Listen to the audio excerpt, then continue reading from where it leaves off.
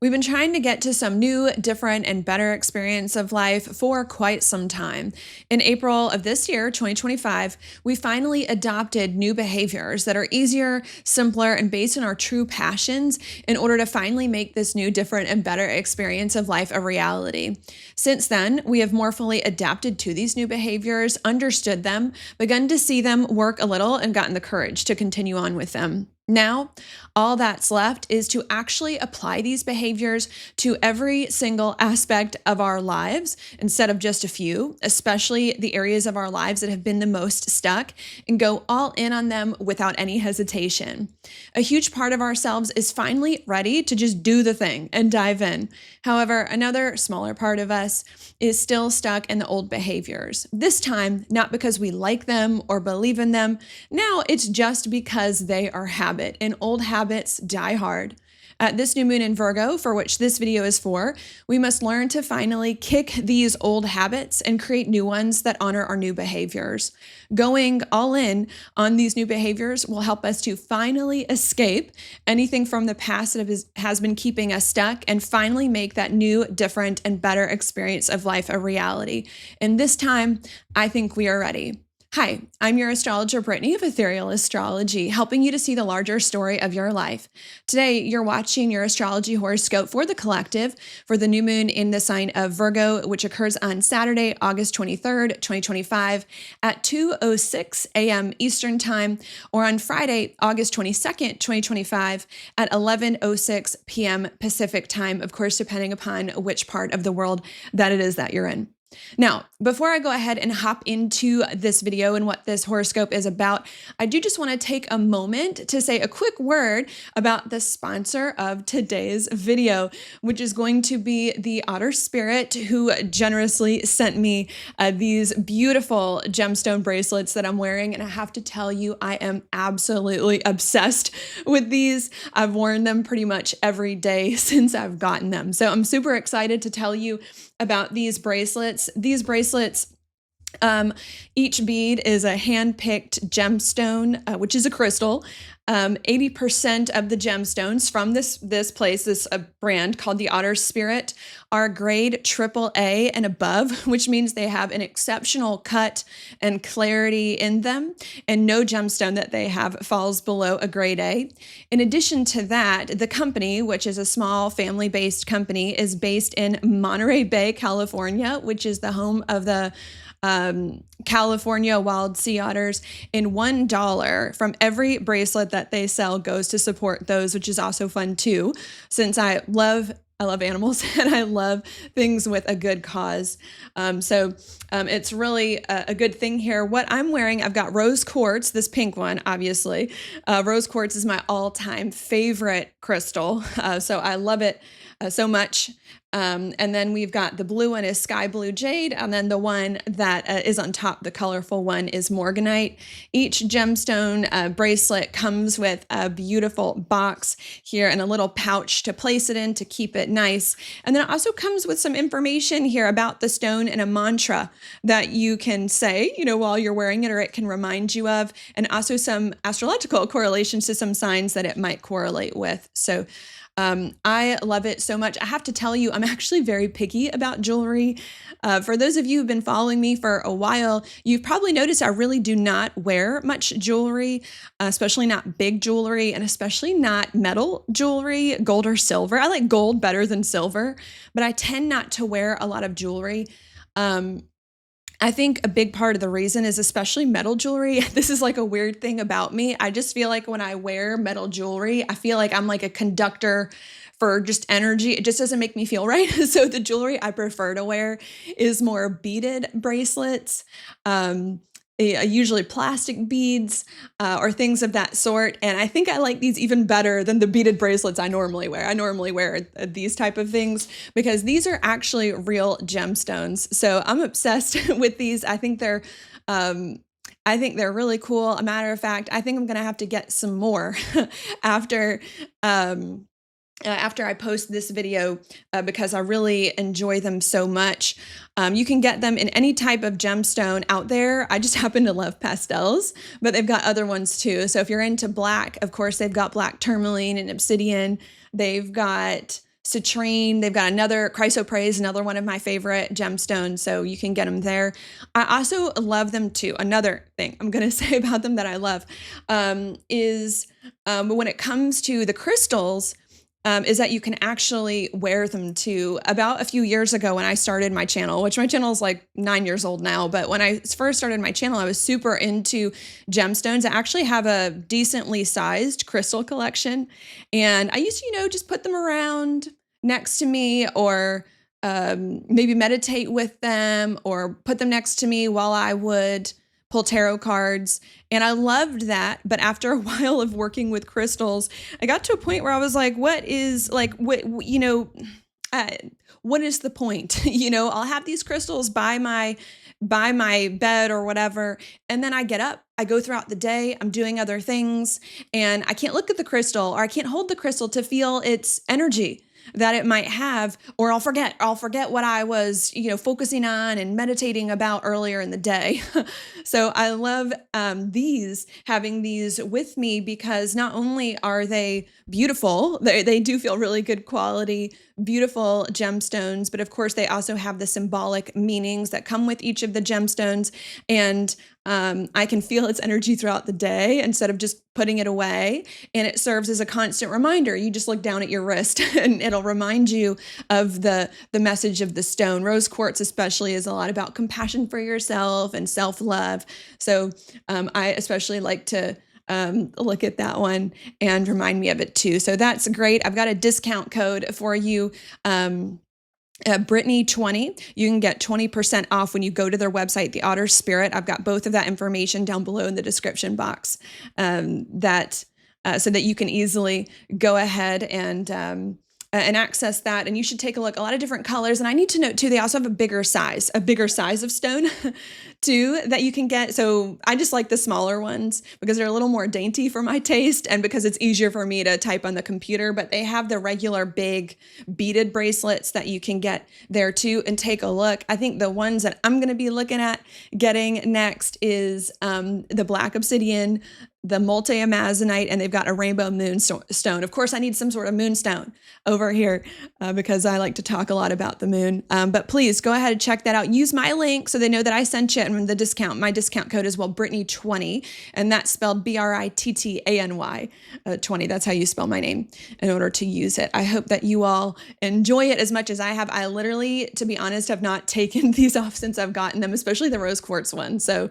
I hope that you all enjoy them as well. Now, let's go ahead and let's hop into the video, which is what y'all are here for, and talk about that. Okay, what I like to do first is to place on the chart what it is that I'm referring to in this video so that you can see it and follow along with me. So let's do that now. This video is for the new moon in the sign of Virgo. Because of that, I have adjusted my chart for that lunar event. I know that the chart has been adjusted for that event because I see the sun and the moon here at the same degree of the same sign. And when the moon and the sun are at the same degree and the same sign, that is considered a new moon. And of course, it's in Virgo because that's where both of these things are. Now, I do want to note that this is not an eclipse, this new moon itself, because it's just not close enough to the nodal axis, which is where eclipses occur. But even though this is not an eclipse of itself, I personally do consider this to be the beginning of eclipse season. And I consider this to be the beginning of eclipse season because the next significant lunation, which is the full moon 2 weeks from now in Pisces, is a lunar eclipse and will be very close to the nodal axis. And of course, the new moon is connected to the full moon.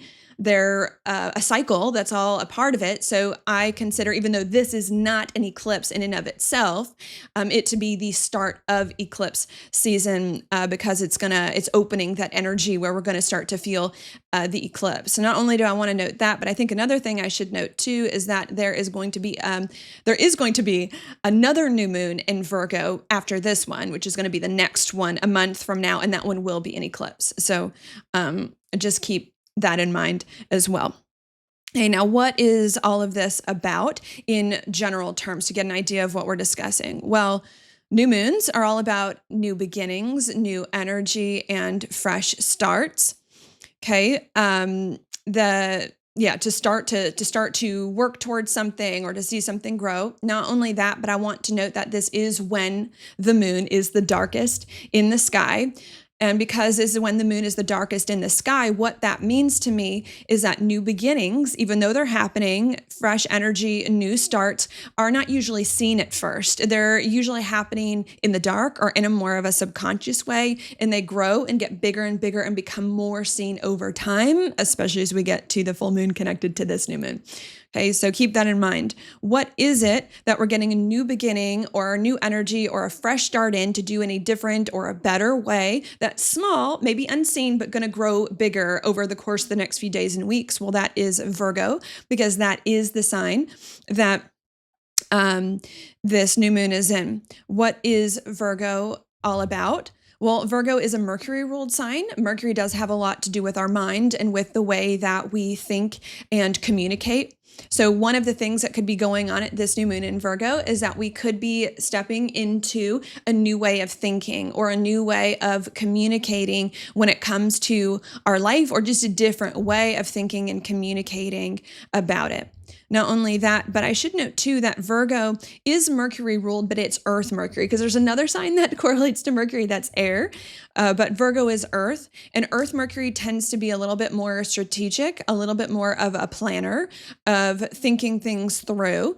And I think we're getting a new way of doing that as well. Not only a new way of thinking and communicating, but a new way of kind of planning out our lives or our days, or a new strategy, I suppose I could say, for how we want to live our lives, and adjust things there. Not only that, but I also need to note another thing that to me Virgo has to do with a lot of is either fixing or healing things. To me, those are kind of hand in hand. It has to do with that as well. The reason why I consider Virgo to be about fixing and healing things is first, one of the reasons, because it's a mutable sign. And when you're mutable, you kind of make adjustments. You adjust things here, you adjust things there. And Virgo is traditionally correlated to health and healing, especially of the body. And doctors and all of that. So this to me can indicate that not only at this new moon in Virgo are we kind of getting a new thought process, a new perspective, a new way of thinking and communicating about life, and a new way of kind of strategizing and planning for our life and our future and what it is that we want to create, but that we're also getting a new way of maybe fixing things in our life or healing things in our life or adjusting things or getting more of a boost to fix and heal things in our lives in a much better way than we were before. And again, when I say healing, I mean more the physical world, not so much the emotional. That's going to be, we'll talk about that at the Pisces lunar eclipse coming up, but healing more of the physical environment, and material world. Not only that, but other things that I want to note too is that Virgo also does have to do with our daily routines, with the kind of like the things that we do day in and day out on a daily basis. And again, part of that is because it's ruled by Mercury, which moves very quickly. And also too, because Virgo has to do with our health, right? And your health is something you need to tend to every day, usually. So I also consider that this new moon has to do with that. New thoughts, new perspective, or different and better thoughts, perspectives, ways of communicating, different strategy for how we go about our lives, different and better approach to how we can heal or fix our material world and adjust that. And maybe also to a different routine where we're just doing things differently on a daily basis and kind of shaking up our routines. Not only that, but Virgo to me too also has to do with habits, okay? Because it kind of piggybacks off of a daily routine. A daily routine is something that you do daily, is something that you do regularly, that you do routinely. And when you do something over and over and over again, it becomes a habit. And a habit is something, of course, that, right, you do regularly, and that may even come more naturally to you. Your habits are kind of something of that sort as well. So I think that's also part of it. New mindset, new way of communicating, that's better, new strategy for how to improve our lives, fix and heal things, which is leading to a different daily routine and different and better habits for how we go about our life. Not only that, but I also want to note as well, maybe in more of a tangible sense, Virgo also has to do with our health, as I've said already, But just to emphasize that. And it also has to do with our jobs, like what we do for work as well. Because not only does our health require daily maintenance and daily upkeep, but so to our jobs, we usually have to tend to them every day in order to keep them or make things work. So it can also bring matters like that to the forefront of your health and your job, to bring that of extra importance as well, to be taken care of at this time, or that might need to be adjusted. Not only that, but maybe the last thing that I'll say about Virgo is that Virgo also has to do with kind of like cleaning things up, cleaning things as well. So it can also be too, or getting a boost to kind of clean things up in our life that are messy or just not where they need to be as well, to bring all of that together. Okay, now, again, I know this is not an eclipse, but it is the beginning of eclipse season. And of course, the next new moon that will be in Virgo will be an eclipse. So I think that this is going to lead to something significant. I think I'm going to kind of interpret it kind of eclipsy because it's happening in the same sign as the South Node, okay, which is the same sign that eclipses occur in. So I think that this, maybe my last point might be something very significant that's beginning to happen, and a very significant shift in our mindset, because sometimes eclipses can intensify everything. This is going to bring a very significant shift in our mindset, a very significant shift in our lives, our material world, and how we work with that and adjust that, and a very significant shift in our habits and daily routines. And for some of you, a very significant shift as well when it comes to your health and your job, which again, I think is ultimately meant to be for the better. Okay. So those to me are the main themes here that are going on at this new moon. Now, before I give you more specific details about this new moon in Virgo itself, and how it's going to play out, I do want to go back in time for a minute before I move forwards. And I do want to go back in time for a minute in order to better explain to you the context of how we got here and of why those themes that I just described to you are now coming up to be felt, lived through, and experienced. And I want to go back in time because a new moon in Virgo happens every year around this time, although they're not always the start of eclipse season. But a new moon in Virgo does happen every single year around this same time. What to me makes each new moon different from the next is really the alignments that came before it or that are happening around it. So I like to go back in time to kind of show you how I come up with the interpretations that I do and to give more detail and nuance to them. If you do not want to hear this for whatever reason, you don't have a lot of time, whatever, it's totally fine. You can go ahead and skip forward in this video. I've got the timestamps in the description box in order for you to do that. But if you're interested and you want to hear it, then please stay. I'm going to go through it now. And I'm going to start with an alignment that occurred back in 2020, somewhere around January to April of 2020. The reason why I'm going to start with that is because there was a very rare and significant and difficult alignment that happened at that time. What was that? Well, around January to April of 2020, we had Jupiter, Pluto, and the South Node all come conjunct somewhere around the middle to late degrees of Capricorn. Now, this is a rare alignment because Saturn and Pluto only come conjunct about every 35 years, roughly, and not always in the same sign, and not always with the South Node there or Jupiter there, which makes it even more rare. Not only is this a very rare alignment, which makes it significant, right? The more rare something is, the more significant it is. But it also is a very challenging alignment because Saturn and Pluto can be considered malefic planets since they're on their way towards the outer planets, which are harder for us here on Earth to understand. And also, too, because the South Node is there, which tends to be a little bit more difficult.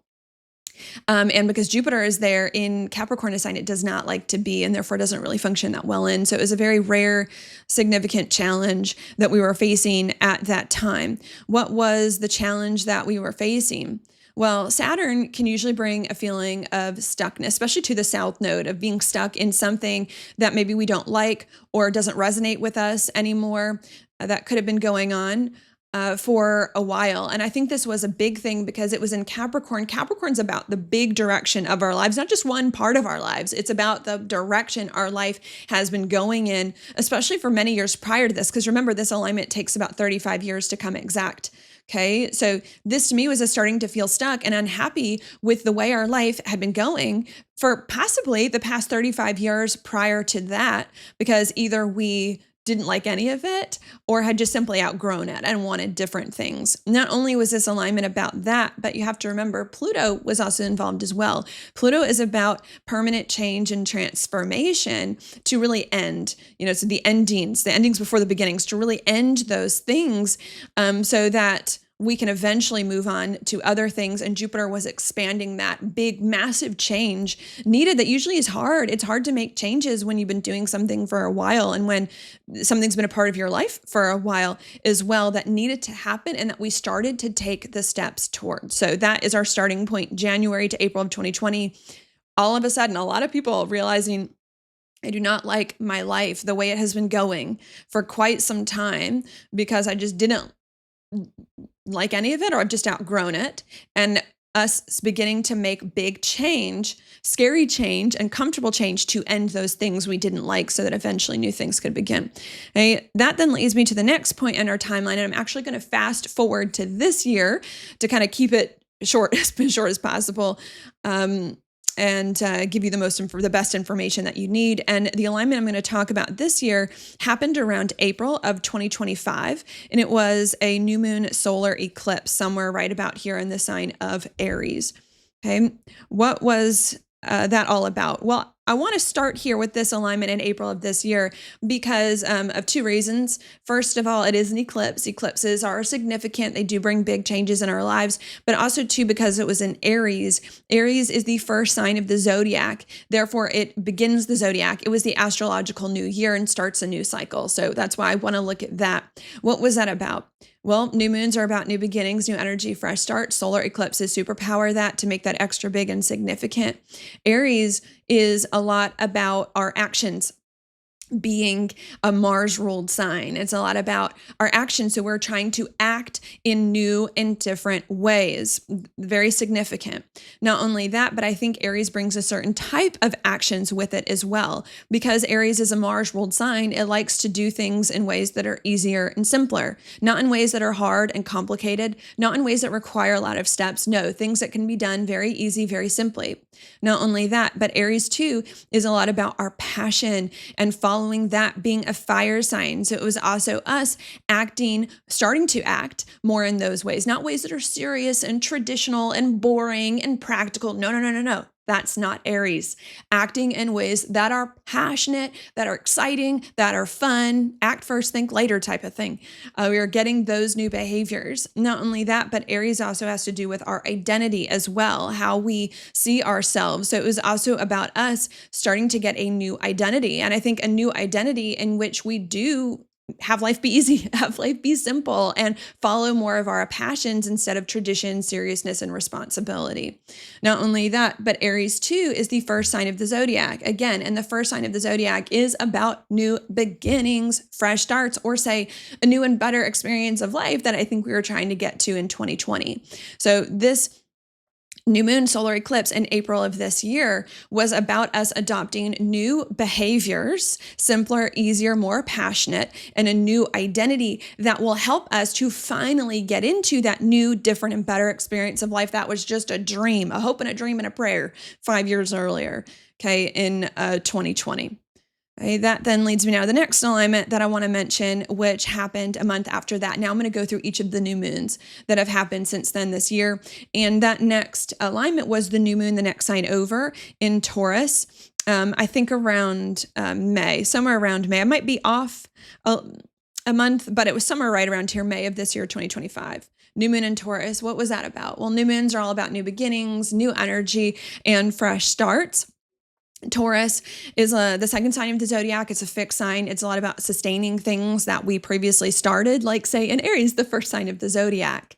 And so it's us trying to sustain these new behaviors that are more passionate and excitable and simple and easy, and to stay fixed in those so that they can become more a part of us and our values and who we are. Not only that, but I also need to note that with Taurus being an earth sign, it also tends to be a little slower. Just by the nature of working with matter, material. It takes more time than, say, other things. So another thing that could have occurred around May of this year is that while we were trying to sustain these new behaviors, we could have either needed to go slow in life, or we could have just felt like life was just slow. Because when we start doing things in ways that are simpler and easier, we stop making busy work for ourselves and we're doing less. And sometimes when we're doing less, we feel like we're not doing as much, or things are just slow because we're not adding on all the crazy busy work that we don't need anymore. So it could have also brought some sort of thing there that we could have been feeling, but that I think was meant to help us really get more secure in these different behaviors. That then leads me now to the next alignment. I want to mention a month after that, the next new moon in the next sign over, the sign of Gemini, somewhere around June of this year, 2025. What is that about? Well, new moons again are about new beginnings, new energy, fresh starts. Gemini is a lot about adapting to things, getting more used to them, being a mutable sign, maybe even like, having more fun with them, being symbolized by two twin boys, an easier time of it. Also about adjusting our mindset, being a Mercury ruled sign as well, or opening our mind to it more and what these new behaviors are, because I think our mind had been rather blocked to these new behaviors for quite some time. And I think that's what happened in June of this year. I got new behaviors, a new identity that's ultimately going to bring me to this new and better experience of life that I've been wanting to get to since 2020. I'm sustaining them. Okay, so that I don't forget them, so that I don't lose them. And now that I've sustained them, I'm starting to adapt a little and have more flexibility with them and have more fun and be more open to them to make them more familiar and more a part of our lives. That then leads me now to the next alignment I want to mention, which was that next new moon a month later, somewhere around July, here in the sign of Cancer. Okay, sorry for my chicken scratch today. What is this? Again, new moons are all about new beginnings, new energy, and fresh starts. Cancer is, sure, a lot about our emotions and what we're feeling and going inward. Not only that, it's also a lot too about our foundation in life and really grounding something so that it becomes more secure and more solid within ourselves, which I think was happening in a very big and significant way, because that new moon was also conjunct Jupiter in its sign of exaltation, which was very, very lovely. So us beginning to more wholeheartedly adopt and integrate this different approach to life. And with Jupiter's about our beliefs, to more fully believe, not just think that these new actions are going to work and kind of adopt them, but to believe that they are going to work.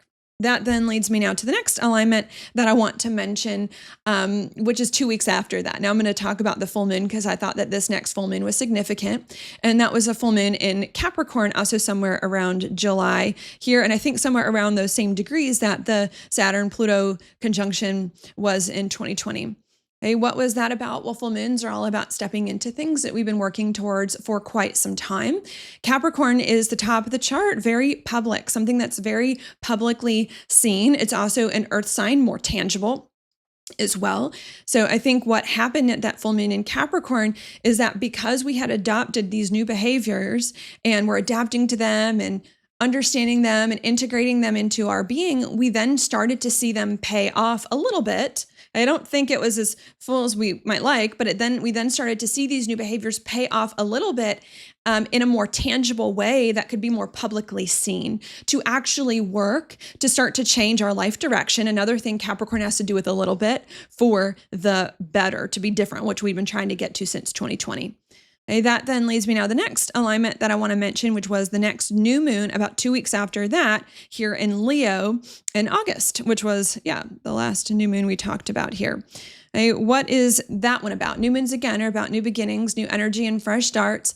And it was in Leo. Leo is a lot about our identity as well, similar to Aries. Okay, and getting a different identity, and I think better, right? Leo has got this really high pride and self-esteem. It also too is about getting more in touch with our heart, since it's also a fire sign like Aries, and our passion, and about having more of the courage to follow through on that. And that new moon was happening in Leo around the same time Mercury was also going retrograde in Leo.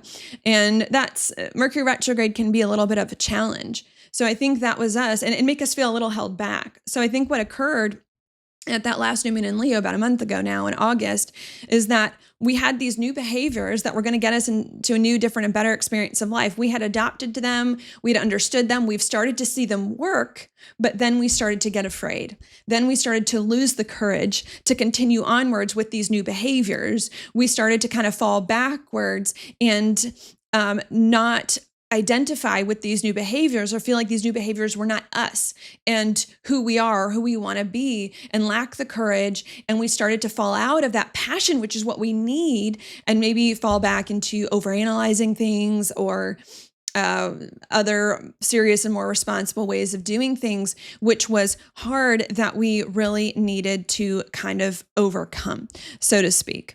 Okay, that then leads me now to the next alignment I want to mention. 2 weeks after that, I believe also somewhere around August, which was the last full moon we had 2 weeks ago here in the sign of Aquarius. Hey, what was that about? Full moons are all about stepping into things we've been working towards for a while. It's an Aquarius. Aquarius is a lot about breaking free, liberation, liberating ourselves from things that have been keeping us stuck so that we could see a different future. Another Aquarius word that's more authentic. And what I think we were liberating ourselves from 2 weeks ago at that full moon in Aquarius, were the Mercury retrograde problems, was the lack of courage, was the old identity that we were falling back into, was the lack of passion that we were feeling and falling back into overthinking. It was us liberating ourselves from that and not letting that get us down and not letting that stop us from kind of moving into a different or better future that it is that we might have. Okay. That then leads me now to the next and the last, of course, element I'm going to talk about here in this section, which is going to be the new moon in Virgo, which is what this video is for and which this chart is set for right here, happening in August as well. Okay, what is that? Well, as we discussed at the beginning of this video, new moons, again, new beginnings, new energy, fresh starts. Virgo is a lot about our mindset. It's a lot about our strategy for how we live life. It's a lot about our habits and our routines and healing and fixing things.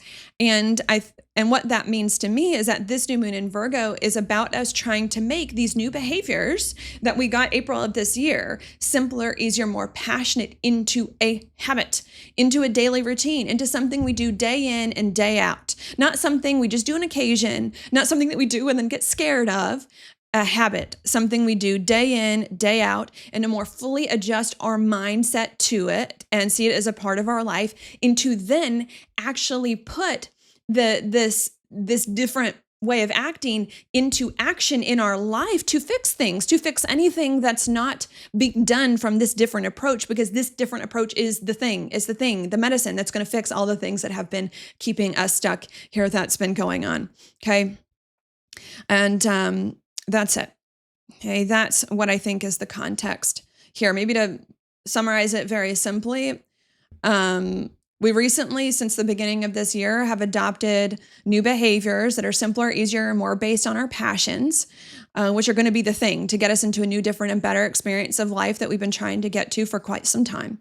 Okay? We've done a lot of inner work to understand these new behaviors, to adjust to them, to believe in them, to integrate them, and to overcome any internal blockages or fear standing in the way. And because we've done that, it's now time to put these new behaviors into action and to make them a habit, something that we do regularly, day in and day out, instead of just a little, in all parts of our lives, so that we can actually finally fix anything in our life that's been keeping us stuck and move into this different and better experience we've been trying to get to for at least 5 years now, but could be even longer if I wanted to go back to 2017 or 2018 as well.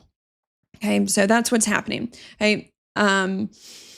Now that I've talked about the context, what I'm going to do is I'm going to erase the chart, of course, and talk more about this new moon in Virgo itself and the specific alignments that are occurring at this new moon in Virgo to give you just more specifics about the energy and how it's going to play out. So in order to do that, I, of course, do like to place on the chart what it is that we're referring to one more time so that we can see it. Okay, here's the new moon in Virgo that we're discussing. Okay. All right. Now, before I maybe talk more about the new moon in Virgo itself, I want to start by looking at some other alignments first. I want to start here by looking at Saturn and Neptune, because Saturn and Neptune in Aries are making a quincunx over here to this new moon in Virgo. So that's what I want to start with. Now, I don't normally look at quincunxes. Usually I'll just focus on the major alignments, the squares, the oppositions, the conjunctions. But the reason why I'm looking at the conjunctions to this new moon in Virgo in particular is because it's actually making two of them, one to Saturn and Neptune and one on the opposite side to Pluto and Aquarius, that we'll talk about in a minute.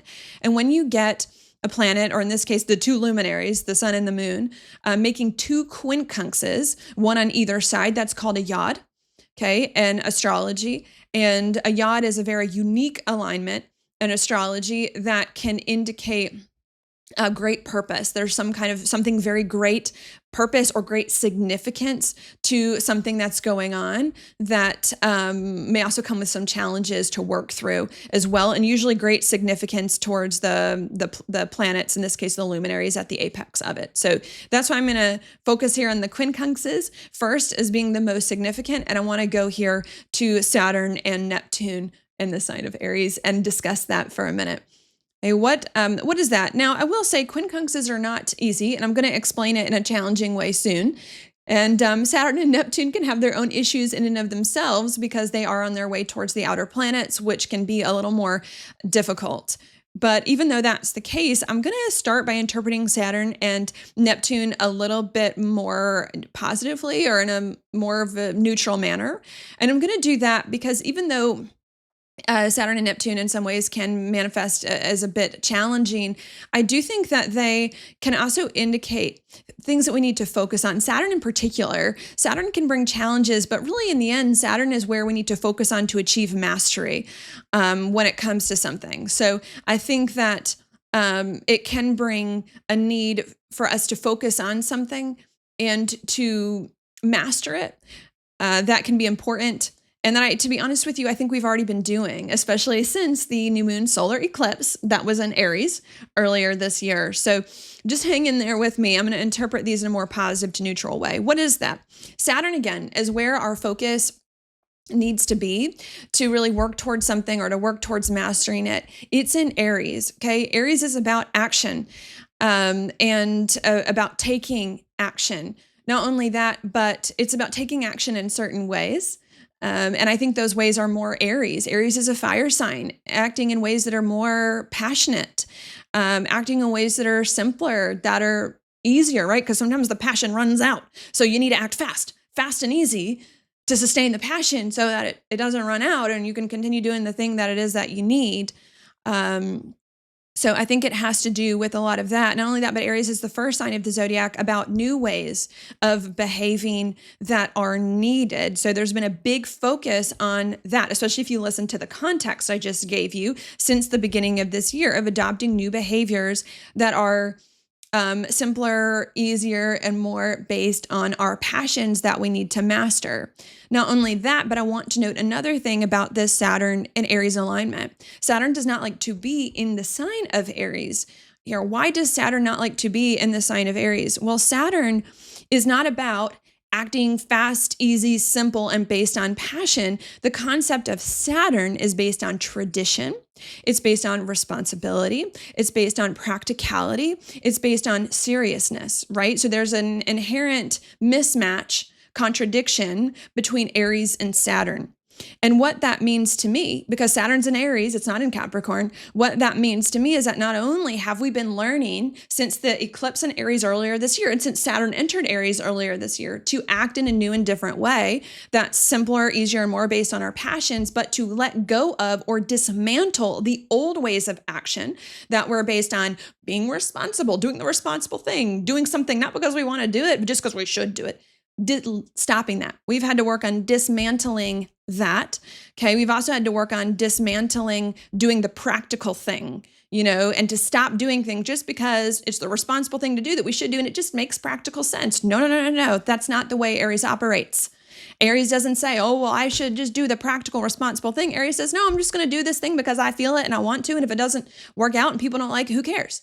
So we've also had to work on doing that. Saturn as well can indicate what everyone else wants, society, right? It has to do with tradition, the traditions which usually come from society.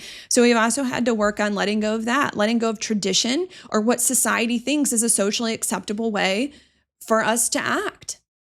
Not only that, but sometimes Saturn, because it has to do with tradition, which usually is agreed upon by society and socially acceptable, we've had to let go of behaving in ways just to get other people's approval or behaving in ways, how do I put it, more civilized? Maybe that's the word. Saturn has to do with civilized society.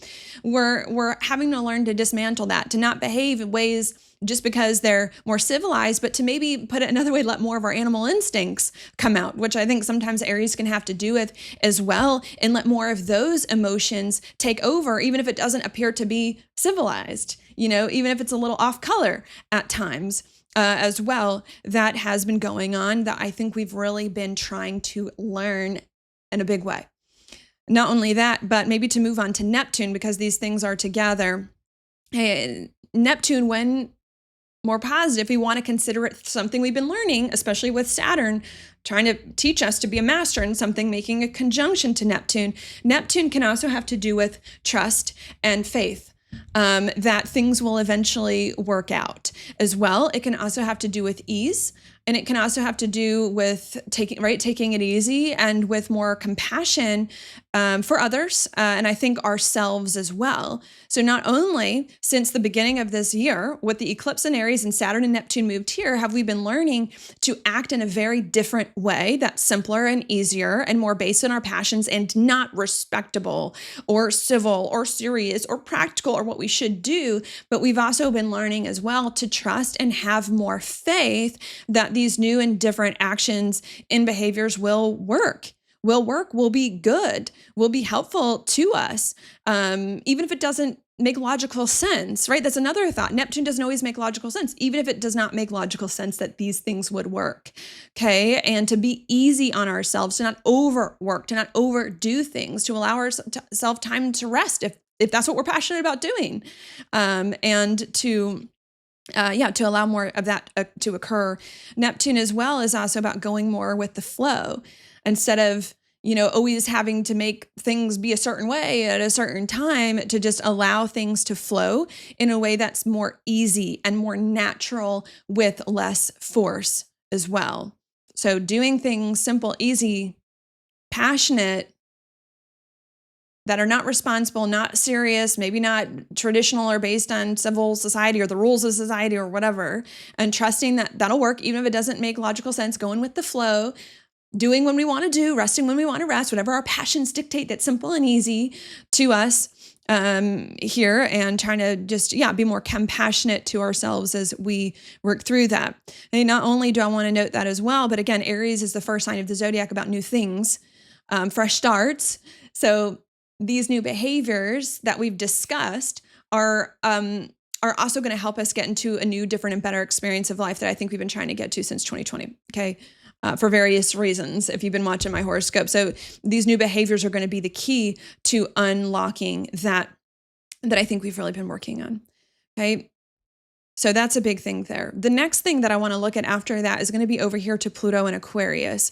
I want to look at that because, of course, Pluto and Aquarius is also making a quincunx to this new moon, which makes it significant. But it's also sextiling the Saturn and the Neptune that we just talked about, right? And that's the whole part of a yod formation, right? It's one planet or planets, in this case, the luminaries, the sun and the moon, making two quincunxes to planets which are connected by a sextile. Okay. As you see it here on the chart, this, what is this? An isosceles triangle, some kind of triangle configuration here. Okay. So I'm now going to look at Pluto and Aquarius, and I'm going to interpret this also in a bit more of a positive way than I normally do. And I'm going to interpret this in a bit more of a positive way because, again, it's making that sextile. It's making a very nice sextile over to Saturn and Neptune in Aries. And I always interpret sextiles in a positive way. That's just my preference. So I'm going to do that. And we did just have the full moon in Aquarius, which I thought was a very helpful thing if you watched that video 2 weeks ago as well. So I'm going to interpret this positively for now too, to indicate where we've come from. What is this? Well, Pluto, when positive, can indicate a lot of our deep desires. And it can also indicate a lot of courage and bravery, I think, with Pluto, and determination and motivation as well. And it's in Aquarius. Aquarius is a lot about breaking free from things that have been keeping us stuck and been holding us back, right? Aquarius is about revolution. So that, say, we can do something new and different, like where Saturn and Neptune are. And Aries, the first sign of the zodiac. Okay. That's part of the reason why they sextile. You break free from things, Aquarius. Well, you get to do new things you want to do that are more fun, that you're more excited about, Aries. So I think it's a lot about that, breaking free from things. Aquarius too can be very excitable, being correlated to Uranus with a lot of ideas in the mind, a lot of new ideas, thoughts, perspectives of living our life that we feel can also be more authentic to us that is happening. Okay. And I think that both of those things have been going on. And I think we have achieved that. I really do achieved both of these things to a more positive degree than a negative degree, especially if you've been watching my horoscopes the past few months. We have done that.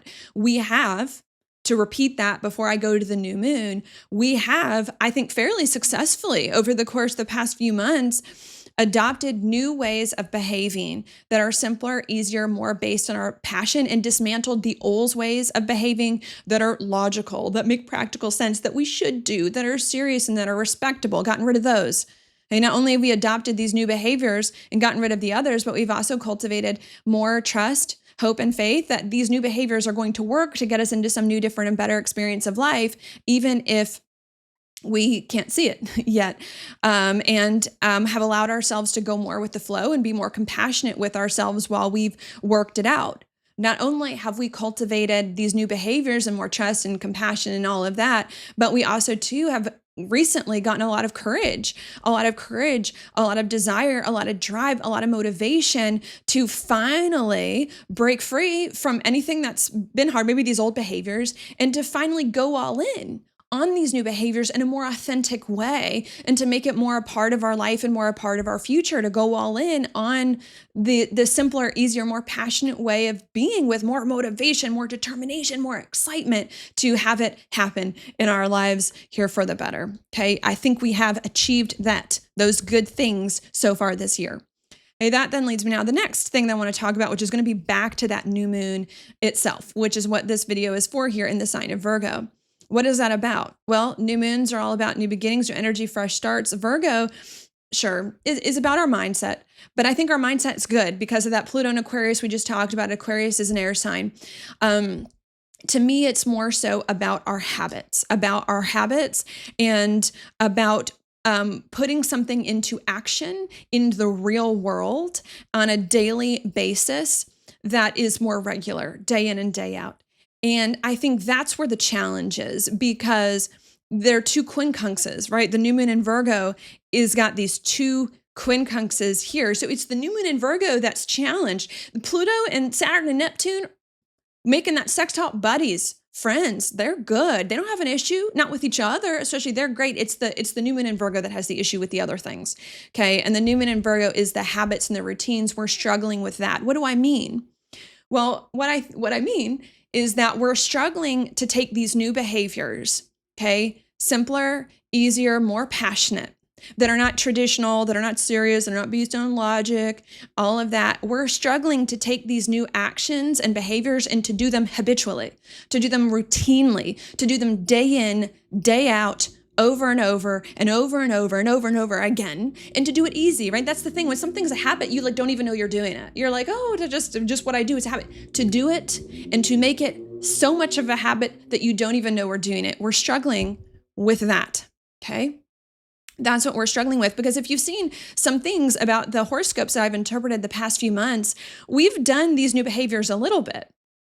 We're either doing it a little bit, or we're doing it in some areas of our lives, and then we're backing out, and then we need a break, and then we do all this. It's like, and then we're reverting backwards. No, the new moon in Virgo says, you've got the right idea. You've got the right idea. You got a lot of good things going on now for you with these new actions and behaviors. Now you have to do it consistently. You have to do it consistently. You have to do it every day. And it has to become so natural that you don't even realize you're doing it, because it's just so easy and it's so much a part of you. That's the challenge. You got to do it every day instead of a little, instead of some days, instead of backing out, instead of getting afraid. We have to do it all the time here and to make it more a part of yourselves. It's hard. Why might that be hard? To give you even more detail behind it. Well, Virgo, yes, is about our habits and routines, but the concept of Virgo and of a habit and routine is kind of contradictory to the new behaviors that we're learning, which is also why Virgo quincunxes Aquarius and Aries.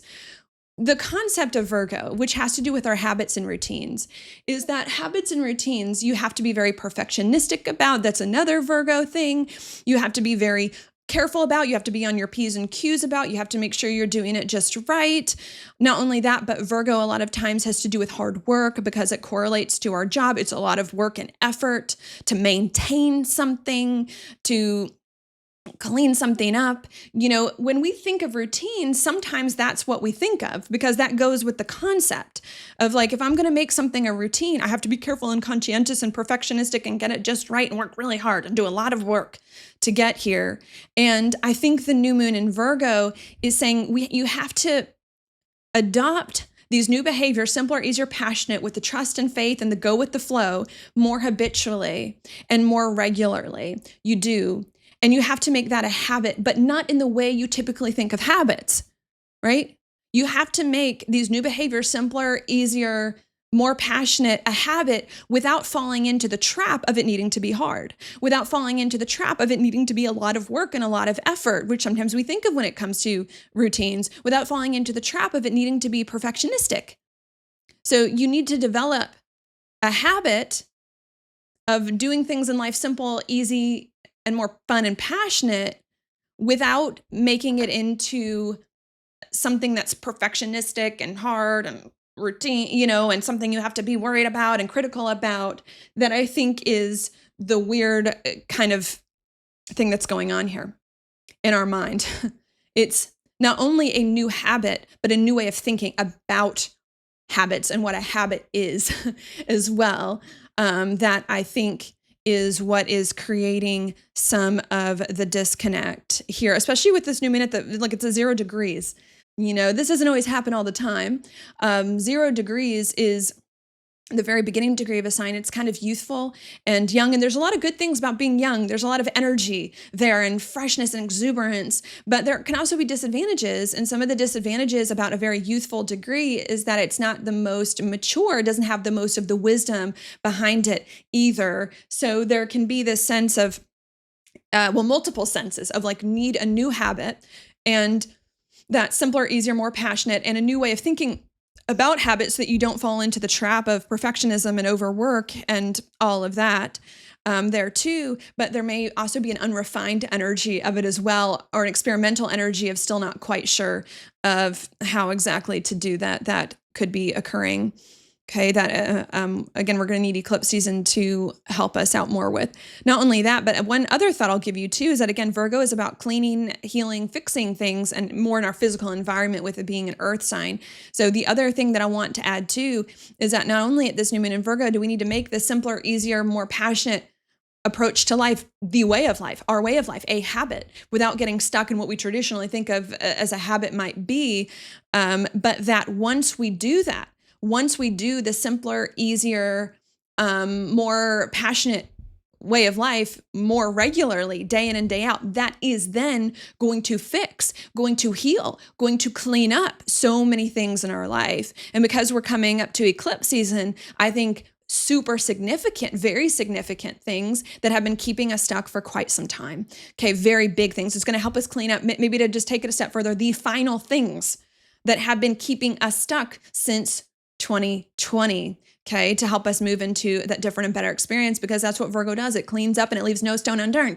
So it's going to help us finally do that. So I hope you see here what this is all about. We're getting new behaviors, simpler, easier, more passionate, and having more trust and faith that those are going to work, and going more with the flow and being compassionate to ourselves, and breaking free from tradition and logic and rigidity and what we should be doing. And are feeling more motivated now than ever to act in these new ways. But we're really struggling to make these new behaviors a habit, something that we do day in and day out on a regular basis.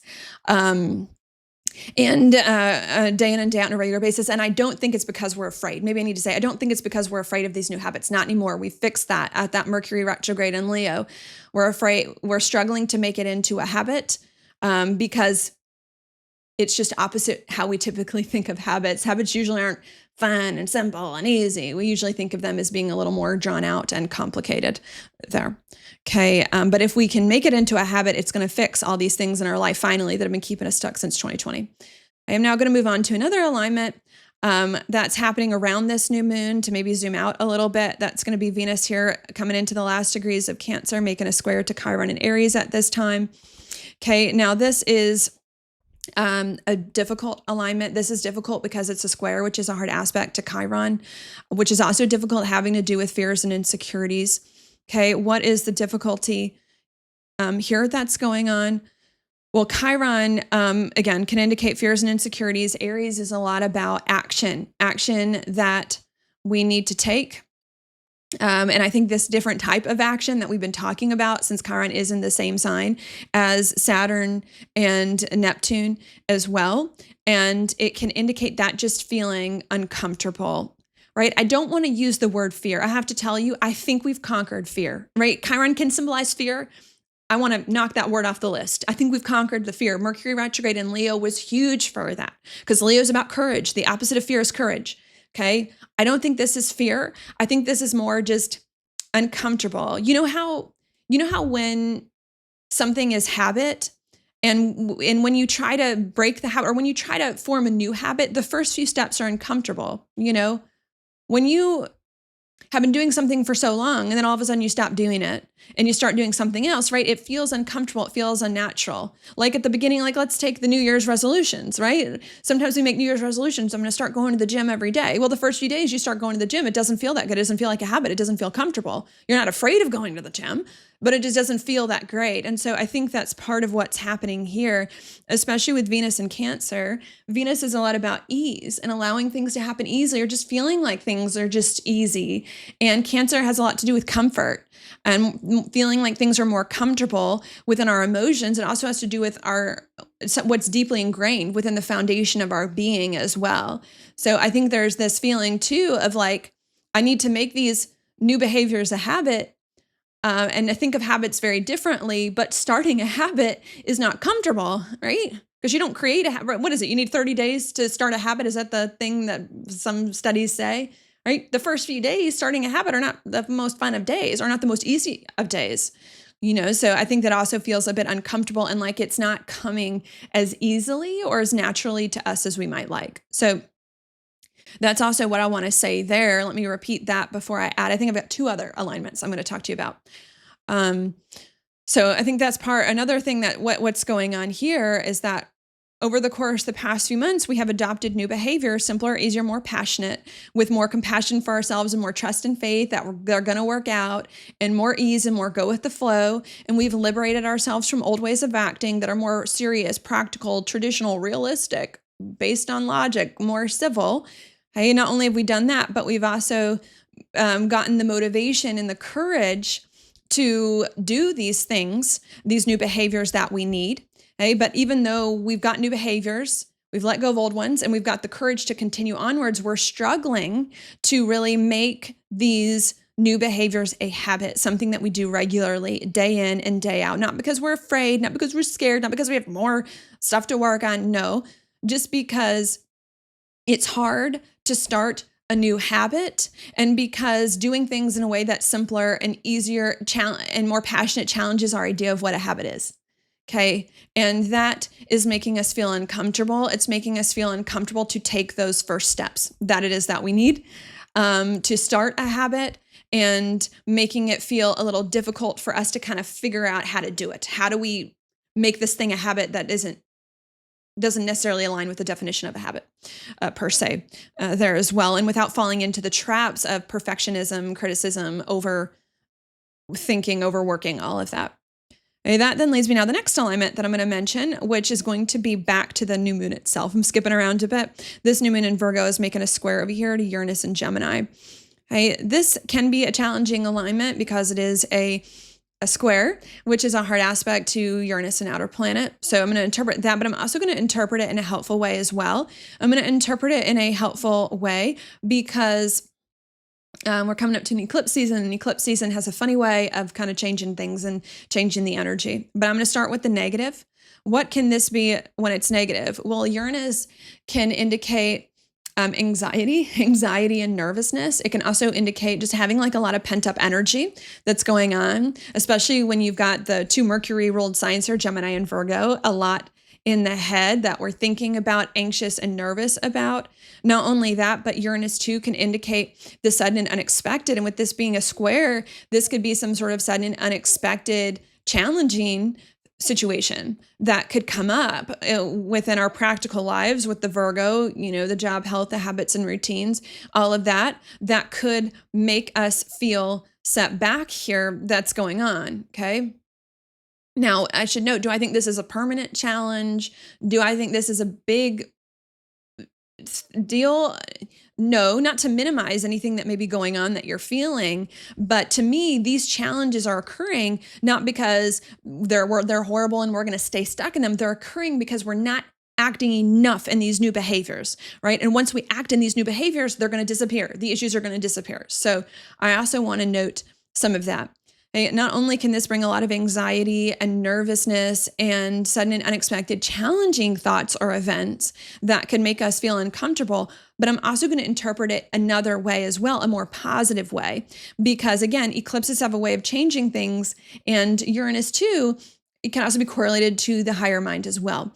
And if this were to go positive, and I think it will at some point, then this, instead of nervousness and anxiety, can bring the opposite. Can bring unexpected, maybe I'll say that, unexpected flashes of clarity, unexpected flashes of insight, especially in Gemini, about the mind, about how to approach life, and with Virgo, how to do things differently in our physical environment, or how to form new habits, and more of an unexpected desire or motivation to do so. Not only that, but Gemini is more well, both of these are flexible, right? They're both mutable signs, Gemini and Virgo. So this can also bring more of a flexibility as well to the situation, instead of us being so rigid of like, I need to do this thing more of a regular way, but how do I make it a routine when the concept is not a routine? It can also bring more of like a free for all with the mutable Mercury energy of just like, let's just try stuff. I think even Uranus can be experimental. Let's just try stuff, right? You don't know how to make something a routine until you start just doing it, until you start just trying to do it, and then you work it out. There doesn't need to be an over planning about it. You just do it and then you see. So I think it can also bring a sense too, where we begin to break free from our own limiting perceptions of which we think a habit is, and start to just try it. Just try to do these different actions on a more regular basis in the way that it is that we need. Okay. So are you seeing the progression here? This new moon, there is something that may start out a little bit of a challenging way, right? We've got a whole bunch of new good stuff going on, new actions, behaviors, but we're struggling to do them habitually. Okay. Because they don't jive with our idea of what a habit is, and we just haven't done it this way before. That's uncomfortable, not coming easy, and naturally making us anxious and nervous. Maybe unexpected challenges are happening, but then all of a sudden we say, screw it. We're just going to try to do it anyways as a habit, even if it's messy, even if it's crazy, even if it's a free-for-all, and we just start trying to do these different behaviors on a more regular basis anyways, no matter how messy or weird it comes out. Okay, that then leads me now to the next alignment, that I want to mention, which is going to be where Jupiter is. Jupiter is in Cancer, making a trine to the North Node in Pisces. Okay, this to me is a very good thing. It's a very good thing because Jupiter is in Cancer. It's a sign of exaltation, where it really loves to be. And it's making a trine to the North Node, which I also tend to like as being a lot about our purpose and destiny in life. So I want to consider this as a good thing. What is that about? Well, Jupiter has a lot to do with hope and faith. It also has to do with our belief systems. Jupiter to me is also about experimentation. It loves to be in Cancer, about our emotions. It's making a positive aspect to the North Node in Pisces. Pisces is a lot about going with the flow, surrendering, trusting that it's all going to work out. So I think this is just more of that. and it being very good. It being very good and maybe even taking root as a habit. Okay, from the experimentation, because Cancer, remember, is the roots, where our roots are in life, being the bottom of the chart. So it can indicate this different way of action actually becoming a habit and actually taking root. Maybe we don't see it like that quite yet, because remember, a new moon is dark in the sky, which is what we're at in Virgo, and Cancer is the lowest part of the chart. So maybe we may not register it consciously as a habit, but it is in fact becoming a new habit for us, which I think is meant to be a good thing. Not only that, but the last alignment I'll mention as well, which is positive, is that Mercury in the few days after this new moon is going to leave post-retrograde shadow in the sign of Leo after being retrograde there for a while.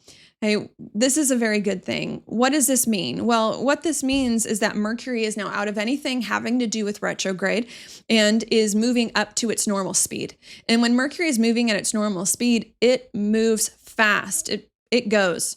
Okay, so this to me is a very good thing, is there's something that then is able to pick up the pace. Okay, I don't want to say super, even though I know Mercury can move fast, I don't know, right? And time is relative.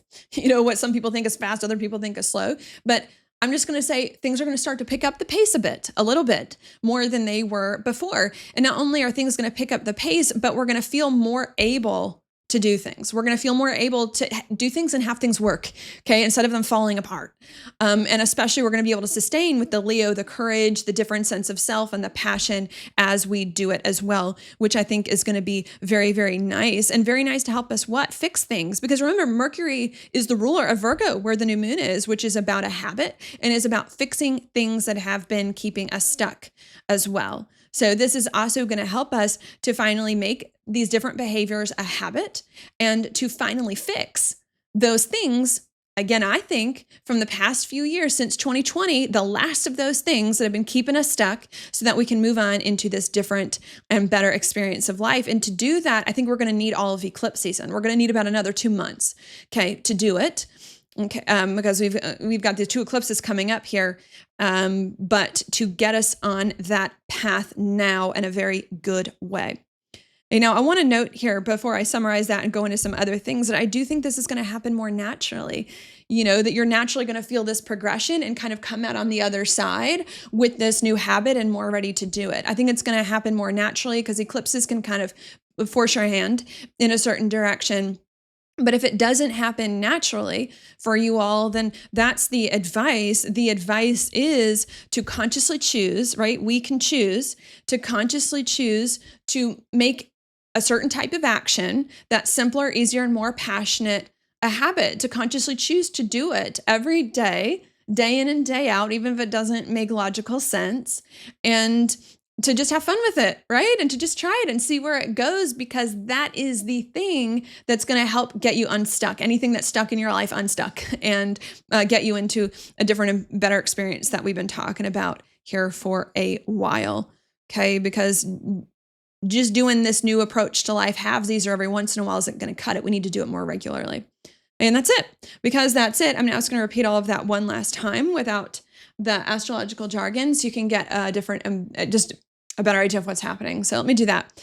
What I think is going on at this new moon in Virgo is that we have finally adopted a new way of behaving that's simpler and easier and more based on our passions, and liberated ourselves from an old way of behaving that is traditional, structured, rigid, maybe more civil, maybe more responsible and more practical. Not only have we done that, but we also have begun to trust more that these new behaviors are going to work, even if they don't make logical sense, and to feel more courageous and more excited and more motivated to pursue them no matter what it takes, which is wonderful. But even though we've done that, we're really struggling to take these new behaviors and to do them on more of a habitual basis, day in, day out, every single day. instead of just every once in a while, instead of just kind of, instead of just sometimes. We're really struggling to do it habitually. And it's not because we're afraid any longer. No, we've conquered that. Or we're scared of these new behaviors, or we don't understand them. No, the reason why we're struggling to do them habitually is because they kind of go against the idea of what we think a habit is. We think a habit we need to try really hard at and be really perfectionistic about and be really critical of ourselves at. And that's not what's going on here. And it's also really hard for us too, because just forming a habit is just hard. The first few times we form a habit, it just doesn't feel easy and it just doesn't feel comfortable. That can make us feel a little anxious and a little nervous and make us feel like there are just some things that are going on in our lives, perhaps suddenly and unexpectedly, that we can't handle. But even though that can be hard and a little challenging, I think just as quickly as we feel frustrated, we're also just as quickly, suddenly and unexpectedly going to turn that frustration around. And instead of let it bury us, we're going to stand in our power. We're going to get on top of it and we're going to choose. We're going to choose to have, to make these new behaviors a routine, even if it's uncomfortable, even if we don't know how to do it, and to just play and experiment and try to make it a habit, even if it is messy at first, and even if it is chaotic at first. And the more that we try to make this a habit, it is in fact going to work. It's going to work to become a habit, and it's going to work for over the course of the next few weeks, eclipse season, to help us to finally turn around any last thing from the past few years, 2020, that's been keeping us stuck, so that we can finally move into the new, different, and better experience of life we've been talking about in a more full and complete and robust, well-rounded way that we've been wanting to get to for a while. And I think that's going to happen naturally. If it doesn't happen naturally, then the advice is to choose, consciously choose, okay, to do this different way of action, simpler, easier, more passionate, more regularly, even if it feels weird, okay? And to step into that more and more, okay? And that's it. Because that's it, what I like to do next is I like to just say a few thoughts in another way that's more conversational about this energy, so that you can get a different and better idea of what it might be about. Okay. I actually think I covered a lot of the things that I wanted to cover. Okay. But so maybe I'll just emphasize some of the few things that I've already said. I don't know if that'll help any of you.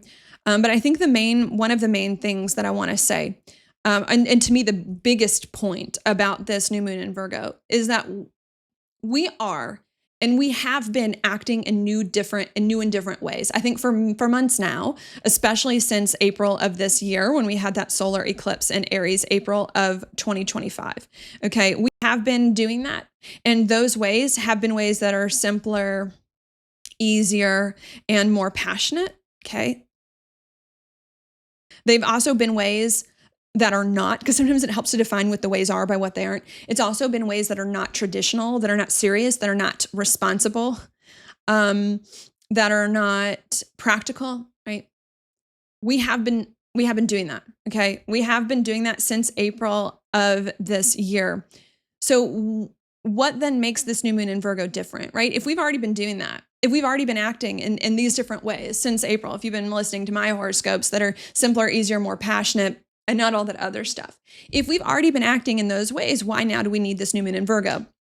Hey, the main reason why we need the new moon in Virgo is because we need to do these behaviors more routinely, more regularly, day in and day out. Because I think what's been going on over the course of the past few months is a few things. Either we've been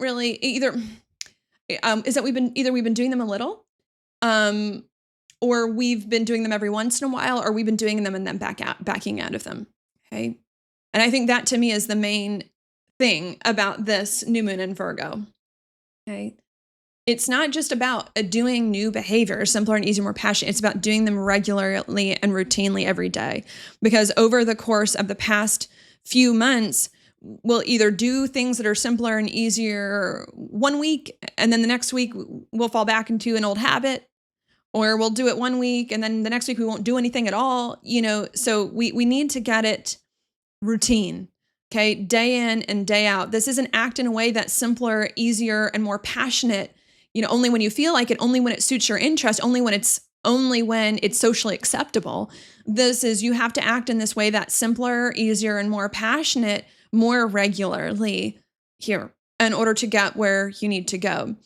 Not only is that a part of it, but the other thing that I want to emphasize too is that that is the thing that's going to fix all of the things, the last of the things since 2020 that's been keeping us stuck are these new behaviors.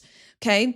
And the reason why we have been stuck since 2020 and still since the beginning of this year is because of this. The reason we've been stuck since 2020 is because we have not adopted these new behaviors and we've been doing things in the old way.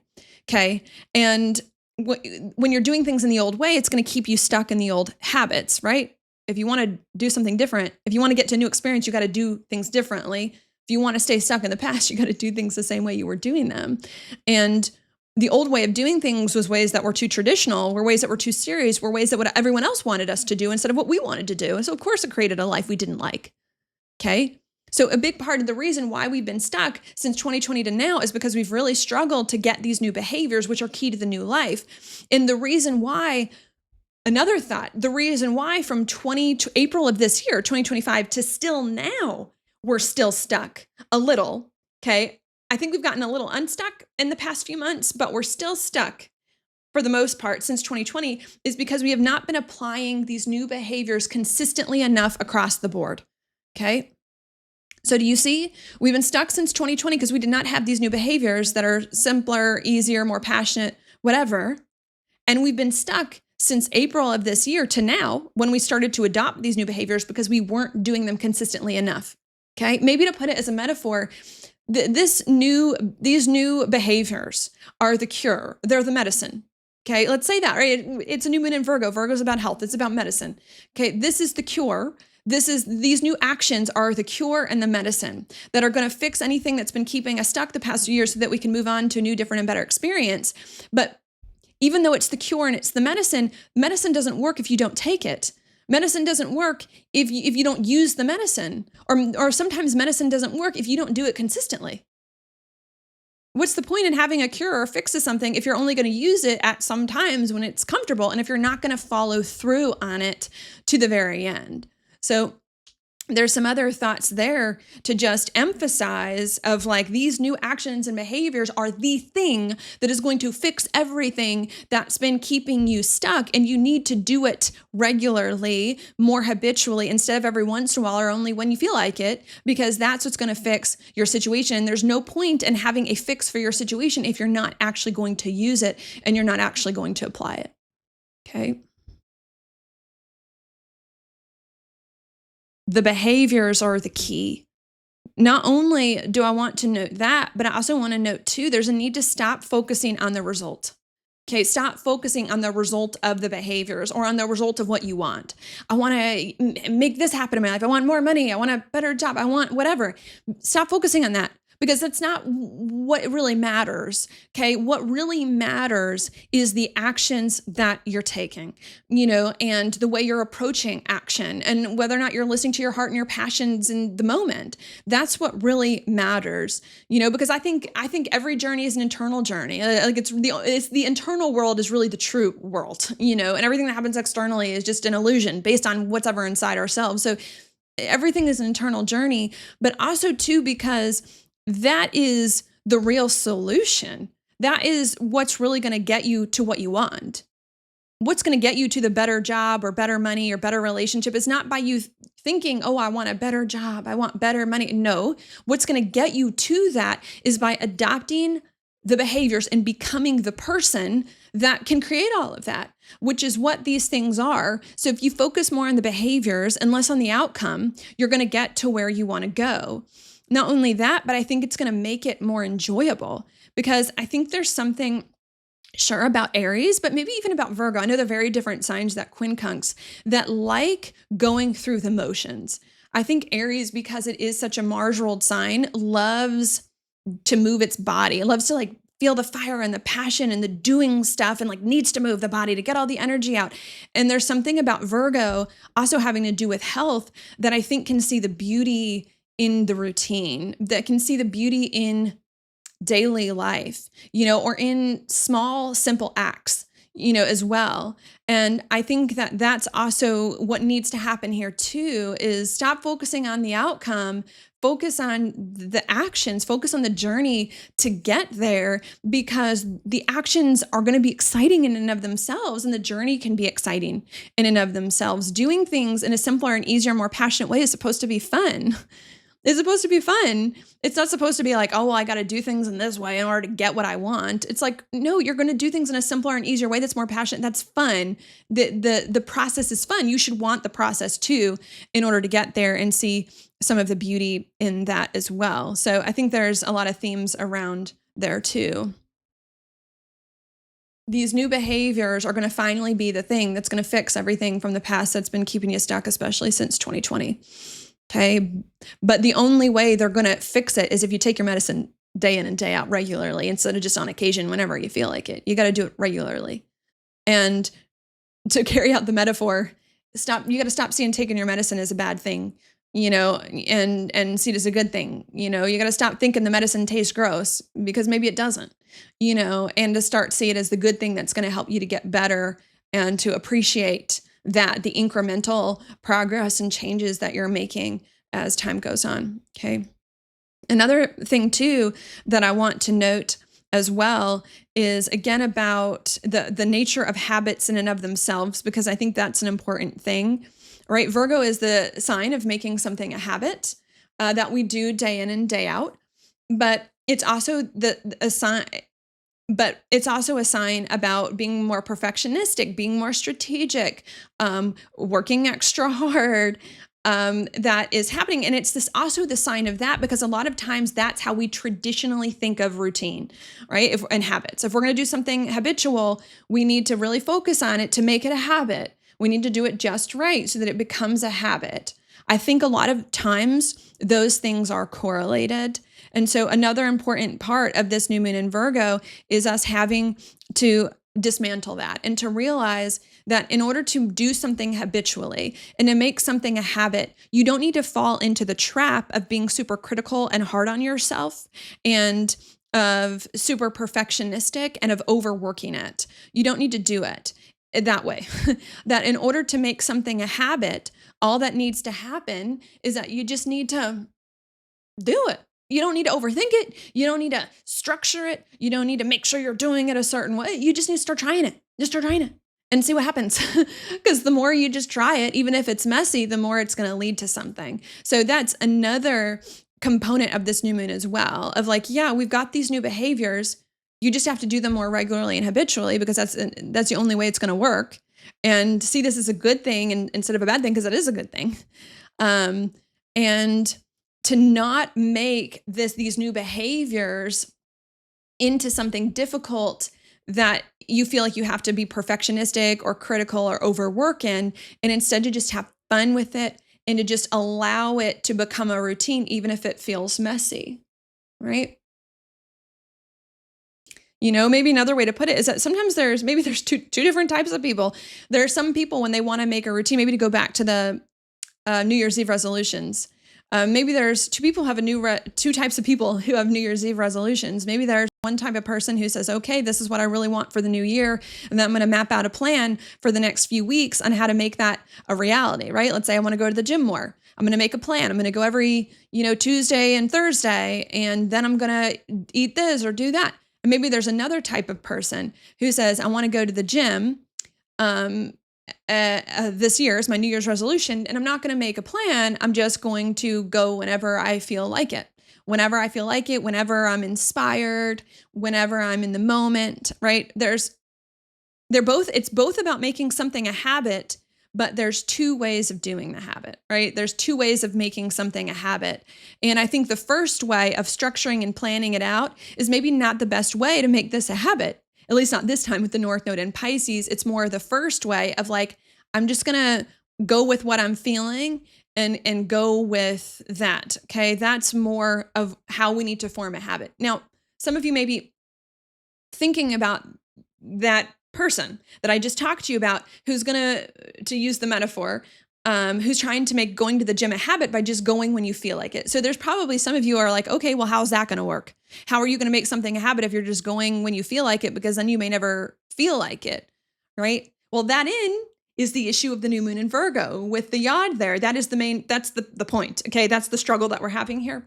And when it comes to that person who's like, oh, I'm just going to go whenever I feel like it, what that person needs to do is to be really conscientious about their feelings. Well, when do you feel like it? The minute you feel like it, go for it. Don't hesitate. Don't think. Don't try to plan it for another day. Just go. And make sure that what you're doing is something you really want to do, because if you really want to do, you'll do it. So I think there's something to be said around that metaphor there of like, we have to make this simpler, easier way of life, more passionate, a habit. And the way to make it a habit is not by planning it out. I'm going to do this on this day and this on that day and this when, and I have to do it just right. No, it's to just do it when you feel like it, and to just, even if it's messy. And the way that might help you to make something a habit, if you're just doing it when you feel like it, and this is something I didn't mention earlier in this video, is you have to be really conscientious about your emotions, and you have to strike when the moment's hot. You have to strike when the emotion's hot and not wait to overthink it or get distracted by other impulses. Okay. So do you see? Right. And I hope that makes it clear. This is the issue. We have to form a habit in a way that doesn't feel like it's going to form a habit, which is just by having fun with it and going with it in the moment. And the more that you, right, and I do think emotions are a big part of that with Jupiter and Cancer and Venus and Cancer. The more you tune into your emotions, what are you feeling in the moment, the more it's going to help you make things a habit. And, maybe to continue, more with that working out metaphor, if we're doing it the way I think it needs to be done, which is like, I'm just going to work out whenever I feel like it, there's also a need to listen to your emotions more regularly as to what it is that you feel like, right? There are some moments where you're going to be like, I feel like a workout, I'm going to go for it. And there's going to be some moments when you're going to not feel like a workout. Then there's going to be some moments when you're going to be like, I feel like a workout at the gym. And there's going to be other moments where you're going to be like, I don't want to go to the gym. I want to do jumping jacks in my backyard, or I want to go run at the park. There's a need to also listen to that as well, even if it's not a super strategic way of going about it, because that lack of strategery this time around is going to make it more of a habit. So, and that's the contradictory, the dichotomy, the challenge of this new moon in Virgo. How do you make something a habit without making it a habit? Or how do you make something a habit without falling into the trap of a habit of overscheduling things? Okay. And the way that you make something into a habit without falling into the trappings of the habit, the overscheduling and the perfectionism, is by following your emotions and going with the moment and constantly checking in with what it is that you're feeling, even if it's messy, and just trying stuff, okay? Is the big part of it here, okay? Which I think is trying to happen, because remember, that's the way I kind of interpreted the Sun square Uranus with the Jupiter trying the North Node. If you want to make something into a habit, especially now, right? It's different at other times. If the North Node were in Virgo, it'd be very different, okay? But it's not, okay? And so the way we make something a habit this time, right? And if Saturn was in another sign, the way we make a habit this time around is by not trying to make it a habit, is by going with the flow of the spirit and letting the moment strike you, okay? Maybe that wasn't the best way of putting it.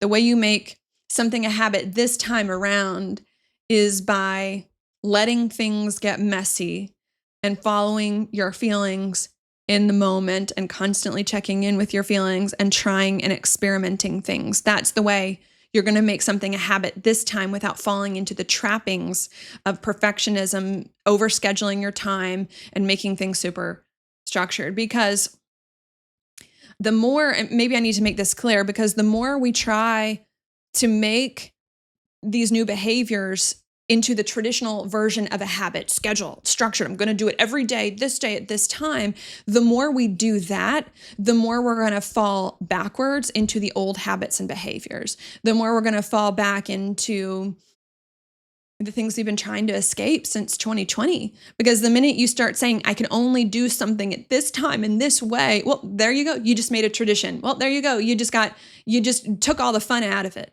is what you did. And all the living in the moment. And you just made it a lot more complicated because now I can only do this at certain times whenever it's this time and the sun's a certain way and all that. It's like, you got to just go with the flow of it, which is what we're trying to get to. Okay, it's a little bit of a mind bender there, but I think that's the way it is. Okay, anything else?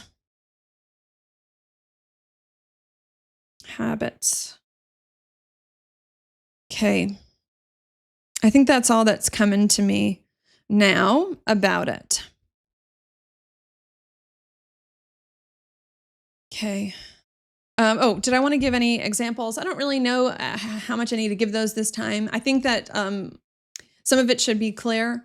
I think that for some of you, maybe, I think that to put it in more practical terms in your life, I think a lot of you started to get a solution that started to fix some things in your life earlier this year around April, but I think especially around that full moon in Capricorn around June, that were very good. I think the problem is that you just didn't follow that through all the way to the end. Okay. And now is the time to follow that through all the way to the end. And then that's going to fix the issue. So let's say maybe some of you around April or June got an idea about your job, about how to fix your job or change your job to be something that was different or better, whatever that was. Maybe it was look for a different type of job. Maybe it was leave your job. Maybe it was start a business. Who knows? I think maybe you got an idea and then I think maybe you lost steam and didn't follow through on it. And now this new moon is Virgo is like, you got to follow through on whatever that thing was that you realized needed to happen with your job to make it a reality. Maybe it was with a living situation. Maybe there was something about a home. Maybe you've been trying to figure out what to do with your home. Do I move? Do I stay? Do I redecorate or whatever? Well, maybe you got some idea about that in April and June and what that was. And then maybe what happened is that you kind of stalled out on it and didn't really go all the way. And now it's like you need to finish that insight, whatever you need to do with the home, whether it's to move or to stay or to redecorate, like you need to just go all in on that. Okay. Same with a relationship situation. Maybe there was some kind of insight about your relationship you got between April and June of like, I need to stay in the relationship or leave the relationship or whatever. Well, maybe what happened around June is that you just didn't follow through. You got the insight, but you didn't really put it into action, or you put it into action and then kind of waffled or whatever. And like now over the course of the next few weeks, you just need to do the thing with the relationships that you realized in order to finally, adjust things in your life for the better. So I think that's a part of it here too, right? Maybe it's a health issue. Maybe you got some insight about your health April to June of this year and it started to work, but maybe you just didn't go all the way. You just kind of lost focus with it or whatever. And now you just need to finish with that initial insight about your health to see it to the end, and do it more regularly.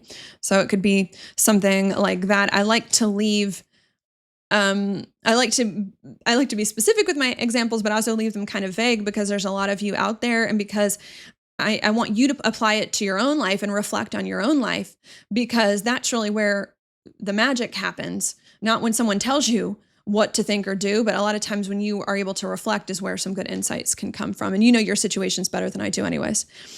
Okay.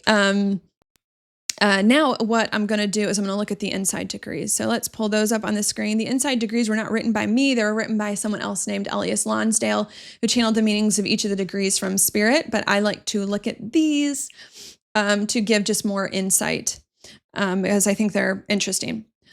Now I will say the inside degrees that Elias Lonsdale wrote, he did it in a very different way. The way he did the degrees is that there's no 0 degree, and he did 30. So there's 1 through 30 of each sign and no 0 degrees. And that's not exactly the way that it works here on the zodiac. So he doesn't have any Virgo 0 degrees, which is what the new moon is at. He's only got the 1 degree of Virgo. So that's the one we're going to read. I did look back. He also, I should note, it organizes the zodiac differently. So he has Taurus coming before Virgo. So I'm just going to read Virgo 1 today is what I'm trying to say. I think it's the most relevant anyways. I looked at like 30 Leo. I didn't really feel it as much. I think that this is the one. So I'm going to read 1 degree Virgo. If you'd like to read Virgo 2, you can, or if you'd like to explore the other degrees, of course, feel free to look it up online as well. Okay, but we're going to read this. It said, burning through the restrictions of the day, taking on and transmuting the world of ordinary consciousness, inwardly erupting with all that it leaves out. You become a conduit for the suppressed, the repressed, and the denied facets of self and life. Okay. Okay, what do I want to say so far about all of this? There is something about habits. I mean, that's what Virgo is about, right? Burning through the restrictions of the day. That's a very Virgo thing, right? A habit sometimes can be very restricting in the traditional sense of the word. Because if you have a habit or a routine, right? A routine is something you do every day, day in and day out. And while sometimes routines can be good to help you organize things, other times routines cannot be good. Because other times routines take all the magic out of life. I'm going to do this at 8 a.m. I'm going to do this at 10 a.m. I'm going to do this at 12 a.m. Okay, well, where's the fun in that? That can get really boring and it can get really hard if that's what you have to do every day. And I think that's what we're trying to do against. We're trying to make a routine, make something a habit without it being dogmatic. And I think that sometimes is hard. Okay.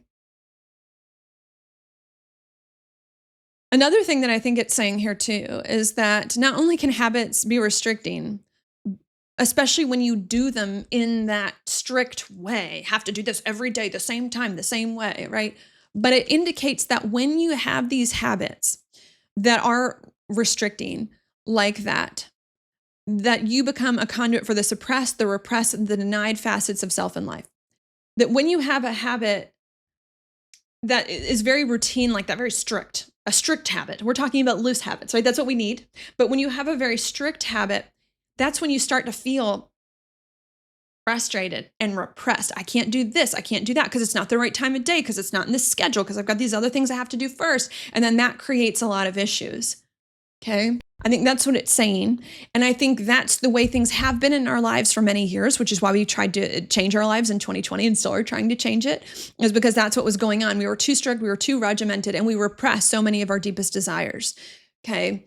So I think it's saying that. Not only do I think the degree is saying that, but I think it's saying too that we need to not fall into the same trap again now.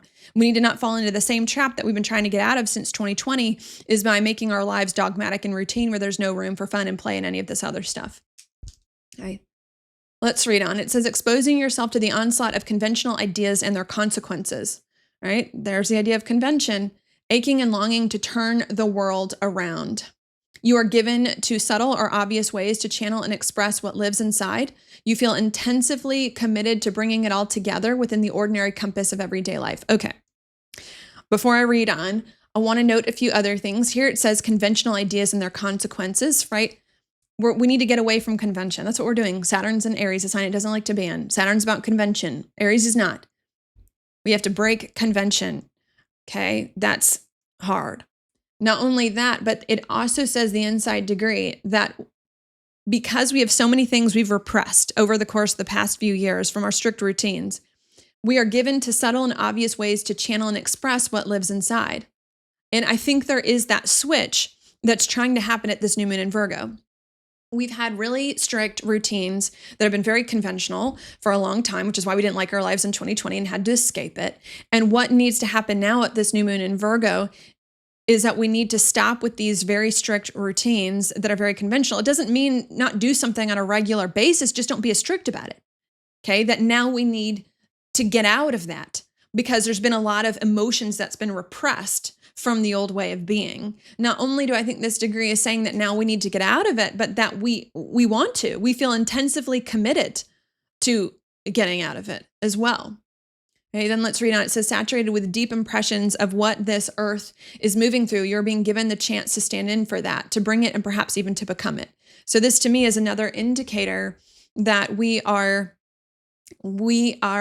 deep down, a part of us is ready to break free from the old actions, the old habits, the old behaviors, and create something different that we do regularly, and a very different routine, a very different habit. Not one that's dogmatic, not one that's strict and rules-based and structured, but one that allows more room for the spirit to flow and for passion to flow and to maybe balance those a little bit better, that I think now we want and now we're ready for. I feel like we are ready for it. There may be a little challenge, but I think we're going to rise to the challenge to overcome it. Okay, and I think that's all I'm going to say there. Now I'm going to go ahead and pull your card. Okay. Okay, so just it might take me a minute while I shuffle. And I hope that made sense. It's a little bit of a weird thing. We have to make these new behaviors a routine without falling into the dogma and the strict structure of what a routine is. Okay, and allow more of the flow and the spirit and the magic to kind of take us, right? And to allow the spirit and the magic and the flow to take us without neglecting to do everything together. Okay, so it's kind of like a weird thing. We need to make these simpler, easier, more passionate ways of routine without the structure and the dogma of the routine, where there's more flow. But then we also need to not lose the different approach and to stop doing it because we're flowing so much. It's a little bit of both. There needs to be some of that good balance there, which is really the balance between Virgo and Pisces. And right, and why we're going to get the full moon lunar eclipse coming up soon as well. Okay. Sorry, I think my video on my computer, it's been lagging a little bit. I'm sorry for that. I think I got a little too many tabs up today on my computer. But all right, let's just choose a card already. Let's do this one. Okay. We've got the Five of Wands upright. And at the bottom of the deck, we have the Queen of Wands upright. She to me is a very Leo card. Actually, both of these, like this one to me can be very Leo, maybe Aries, the fire on this card. Okay. What do I want to say here? The Five of Wands is a bit of a chaotic card. Just look at this one in particular. There's a lot of actions happening and a lot going on. And I'm seeing that as a good thing that needs to happen at this new moon in Virgo. A lot of trying stuff, a lot of doing stuff, even if it's disorganized or chaotic or not perfect. Okay.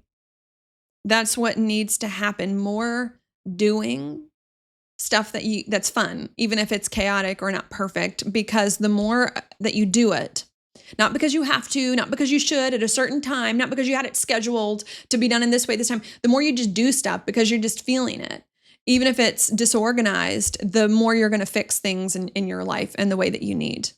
And I like the volcano in the back of this card because that's where all our actions need to come from, is a place of passion bubbling over.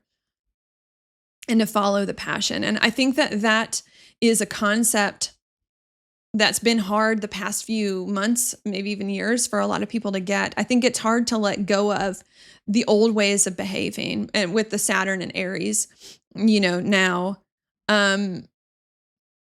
right, where Saturn's been. I think that we've had it so ingrained within ourselves, within society for so many years, that if we're going to act and do anything, we need to do it in a way that's responsible. We need to do it in a way that's respectable. We need to do it in a way that's practical and realistic and logical.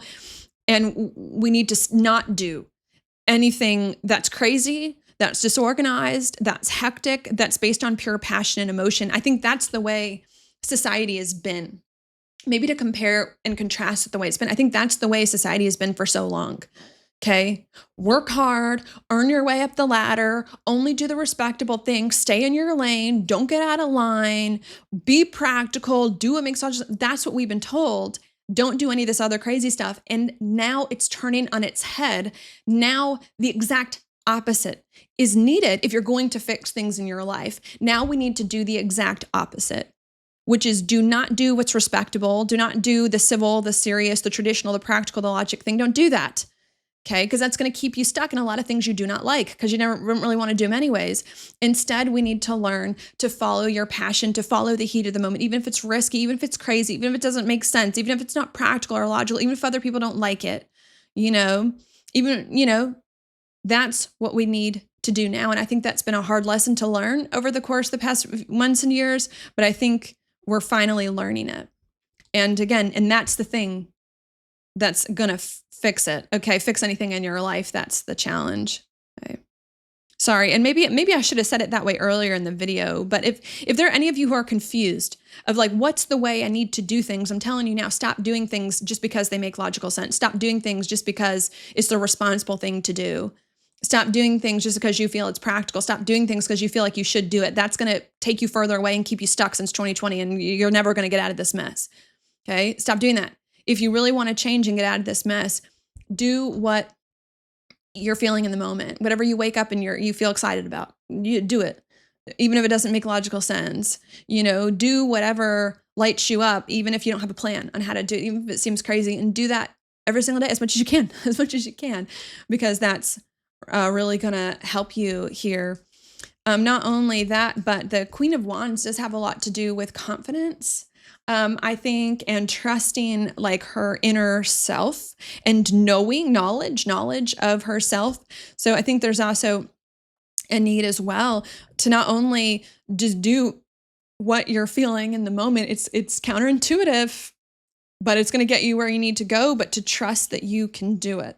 To trust that you can do it, to trust that you're going to be okay, that you can handle it, and to be more confident in yourself and in what you're capable of, and to believe more in yourself and in your abilities, right? And to have some of that courage to do it, and bring some of those things that you've been hiding like out from the night. She's kind of in the dark here in the night and into the day, where there's more light. So I think that's what I'm getting here. Anything else? Stop doing the responsible, respectable, traditional thing and start doing the non-traditional thing that's not as respected, that doesn't make practical or logical sense, because that's going to fix your life. And that's the mood we're in now in life. It's just going to fix a lot of things. And believe you can do it, and trust yourself. And maybe another thought, sorry, it's the Queen of Wands I'm still trying to figure out. The Queen of Wands does not need an external validation. She knows her worth, her value, her power. So I think that's another thing too that I want to advise here with these cards, is not only do what excites you and what you're passionate about, even if it doesn't make logical sense, but to stop looking for external validation when it comes to those things you want to do. Stop looking for someone else to say, yeah, I think that's a great idea, you should do it. Stop looking for someone else to say, oh, I like that idea. Stop looking for someone else to say, let me help you with it and give you the go ahead. Stop looking for that, okay? Because you may not get that. And because everyone's on their own journey and wants different things, we have to learn how to tell ourselves that. We have to learn to validate ourselves and to say, I'm going to do this and it's going to work because I want to do it. And I'm excited about it and it can work and I'm going to make it work. There's a need to build the internal validation and the internal sense of safety and security to do these things that you want to do, regardless of what anyone else says or what the outside world says, because the outside world might still try to push you into a certain box, and we don't want to do that, because that's just going to keep you stuck here. So got to march to the beat of your own drum and let it get messy. And follow your heart and follow your passion, even if it doesn't make a lot, and believe and trust and validate yourself instead of looking for other people to do it, because that's the only way out of this mess. I just got to be honest.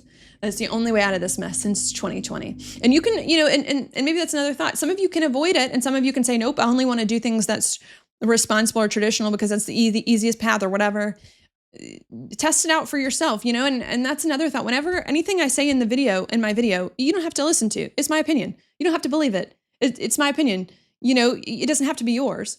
But if there is something that I say that you don't agree with, test it out. Do reasonable little experiments, to test it out. Let me try doing something in the traditional way. Let me see how it makes me feel. Let me see if that works. Let me try doing something in a different way. Let me see how that works. Try it out and experiment for yourself to test it out and to see the concept, and then that way know for yourself what works. You don't have to take anything that I say at face value just because I say it. I encourage you to try and see for yourself. And my belief is that those of you who use these old behaviors are going to stay stuck, and the ones of you who use the new ones are going to move forward better. And it's worth trying it. And I think now trying it to the end, right? You had a chance to try it around the full moon in Capricorn, but now to really try it to the end to see if it can work. And I think that's all I'm going to say. Thank you so much for watching. Check out the Otter Spirit for these bracelets with my coupon code down below in the description box. And I'll talk to you on the next video 2 weeks from now at that full moon lunar eclipse in the sign of Pisces.